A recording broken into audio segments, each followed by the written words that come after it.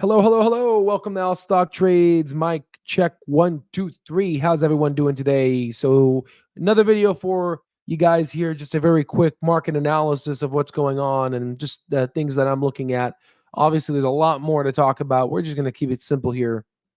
Again, full analysis will be in the stock terminal and amongst all of our stock picks here. So, technology sector's market capitalization. So, we're going to be talking about a few things in regards to the technology sector.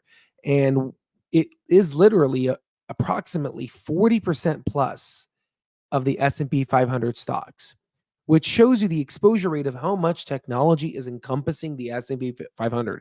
So whenever someone buys the S&P, the 500 top companies, they're essentially buying 40% of it. It's weighted in the technology. That's pretty much the gains that we've seen.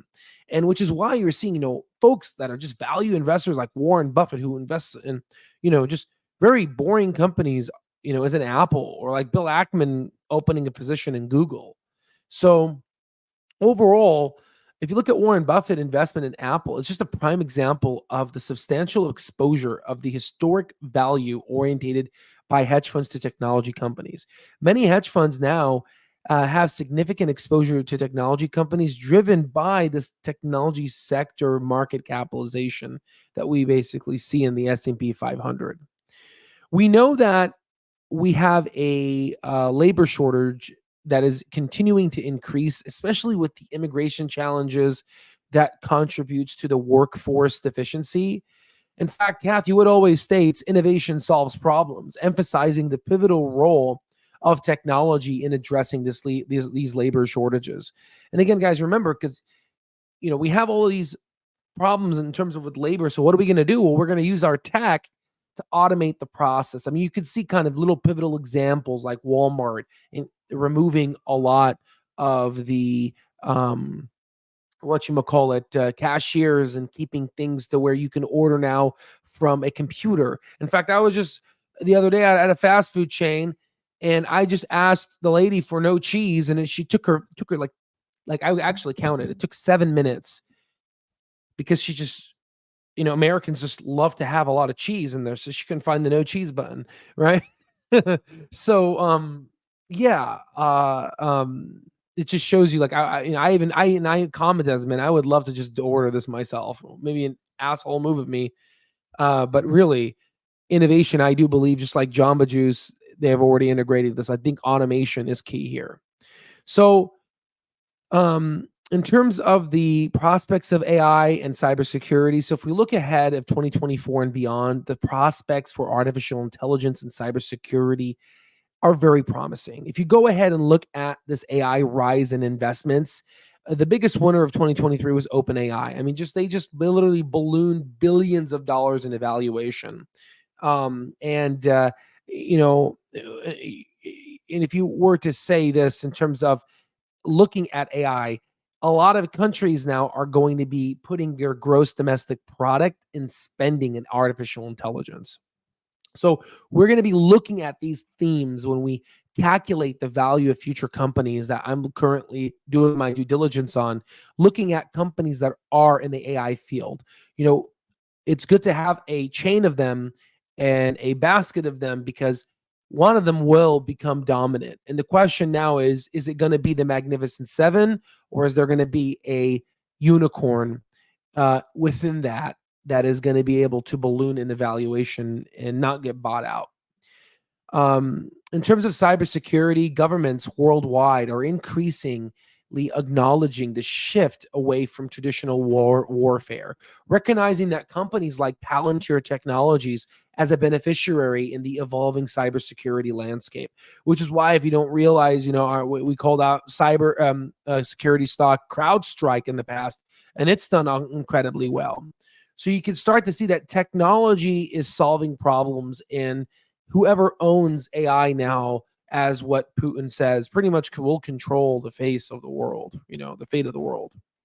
So overlooking the semiconductor industry, as you may have known from following our research and due diligence, I am particularly optimistic about the semiconductor industry, as these components are crucial for powering the fourth industrial revolution.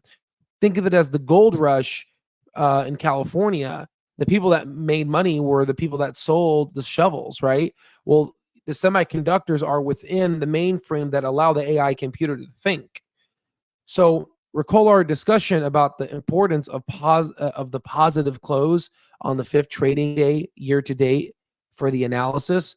Remember, I talked to you guys how the fifth trading day is important, and how if we were positive, we have an above 80% chance of a probability likelihood that we are going to be positive in the year of that analysis. If you date it back to 1950, well, unfortunately, we closed at a marginal negative of 0.1%, almost at break even. While obviously a recession seems unlikely, the current year presents challenges based on this criterion. I still think we're going to go ahead and have double-digit returns because the probability speaks otherwise. But according to the presidential election cycles, I do believe that we will, and we're going to go ahead and talk about that, have a second half of 2024 be very green, I think, based off of historic market trends. So according to our Bloomberg terminal analysis, January 11th is a pivotal date with the release of the CPI. We're expecting a 0.3% consensus in regards to the core CPI, but it's important to know that Wall Street thinks it's going to run hot. And I think this is going to be an aberration, but it is going to cause some volatility within the market.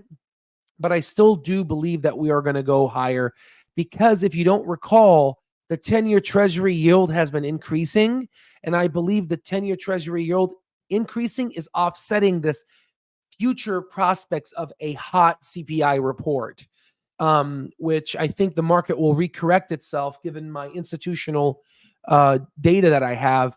And we do believe that future upside will come into fruition. Now, if you go ahead and look at market breadth and historical analysis, today the market closed green and with notable performance in consumer staples and technology sectors, while healthcare achieved a near break-even status. Historically, the analysis of the S&P 500 during election years since 1950 reveals a pattern of initial volatility in the first quarter, which is what we're experiencing now, but typically followed by a robust upward trend from March to August. So we expect to see, and as you can see here, this beautiful run-up was broken, sadly, but we do believe some stabilization here is in talks, and we think that the second half of 2024 will be an uptrend for sure. Now, in terms of analyzing the 10-year and market breadth, and again, this is healthy. You want market breadth to reset, because if it continues going up, that's when you get signs of a bubble. So this is a complete normal market. Again, obviously, we could be better in a bull market, but this is kind of a people are still waking up to the possibility that the bear market is over. So we're still in that limbo phase, if that makes sense, right? So the 10-year and market breadth. So we would like to reemphasize our position concerning the 10-year yield, adhering and respecting to the upper purple resistance line that we drew out here, as indicated in the attached image. And you can see here, it's being respected. And I believe once the CPI report comes, potentially this might be the reversal. We'll see, where we can go back to its downward channel that we have basically set it out for. Okay. Again, if you enjoy our high quality analysis, I'm sure you will enjoy our lifetime access at allstocktrades.com utilizing coupon code New Year's in the link down below.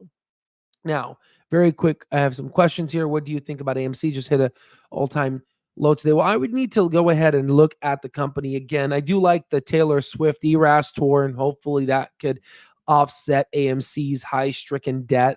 There's a lot of debt that AMC is dealing with, and what I'm afraid is that potentially future dilution could come into fruition, causing the intrinsic value to yet go down. But I think last time I calculated it, there might be a bargain. But to be quite honest with you, there's just so many other opportunities out there in the market right now, and a movie theater chain is just, with this whole AI boom that we have, I wouldn't be surprised why folks are just not excited about this, right?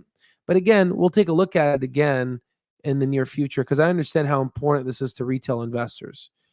Kirk Company destroyed their own shareholders. Yeah, with the dilution for sure. Kia's January 13, Taiwan elections after the U.S. elections. That's a good one. So we'll look into that one too. Those two are going to definitely define the 2024 market. Absolutely, yeah. So we'll definitely take a look at the Taiwan one. I didn't think about that one, but we'll definitely, in my institutional data, we haven't really talked about it.